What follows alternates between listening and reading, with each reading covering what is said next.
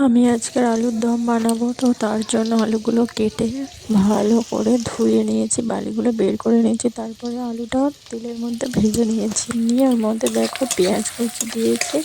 পেঁয়াজটা একদম লাল লাল করে ভেজে নেব। পেঁয়াজ ভাজা হয়ে গেলে আদা রসুন বাটাটা দিয়ে দেব, দিয়ে ভালো করে তেলের সঙ্গে নাড়িয়ে কষিয়ে নেব।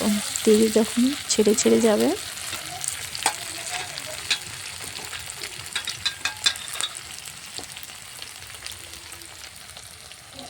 তখন আমি কাঁচা লঙ্কা কুচিটা দিয়ে দেব, দিয়ে ভালো করে নাড়তে থাকবো।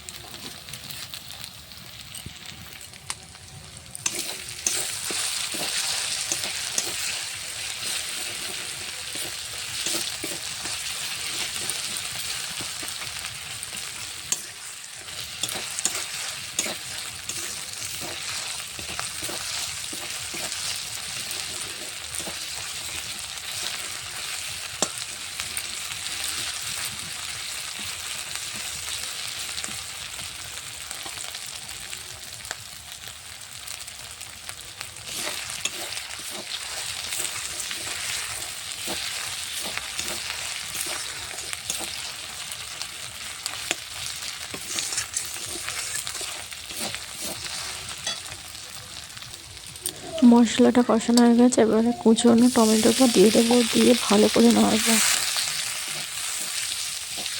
নাড়তে থাকবে, দেখো কি সুন্দর কালারটা হয়েছে।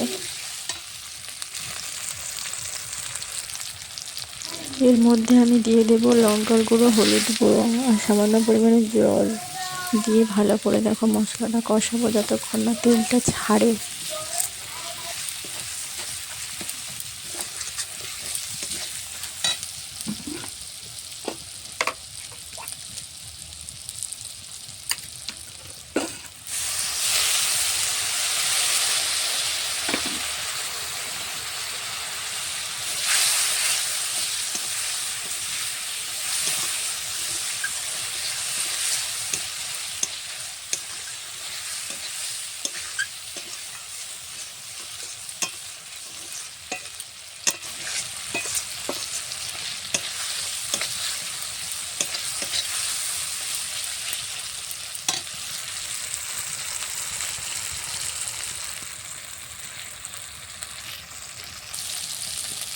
মশলা থেকে দেখো তেল ছেড়ে গেছে, এরপর ভেজে রাখা আলুটা, গোটা গোটা আলুটা দিয়ে দেবো, দিয়ে ভালো করে কষাবো।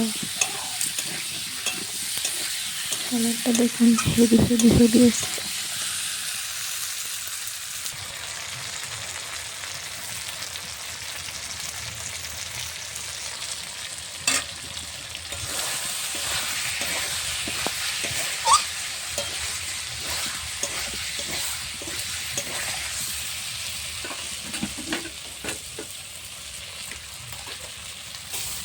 কষানো হয়ে গেছে, এরপর আমি দিয়ে দেবো জল। জল দিয়ে ফুটে উঠলে আমাদের তরকারি রেডি হয়ে যাবে।